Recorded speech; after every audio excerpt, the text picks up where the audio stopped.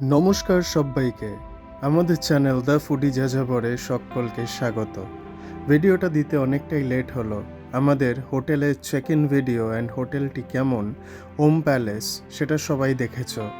এবং যার জন্য এত দূর ছুটে যাওয়া কলকাতা থেকে, সেই কারুর মুখে শ্রীক্ষেত্র, কারুর মুখে নীলাচল বা কারুর মুখে জগন্নাথ ধাম, সেই জগন্নাথ, বলরাম এবং সুভদ্রার কাছে আমরা সকাল সকাল পরের দিন পৌঁছে গেলাম পুজো দিয়ে আমাদের এই যাত্রা শুরু করতে।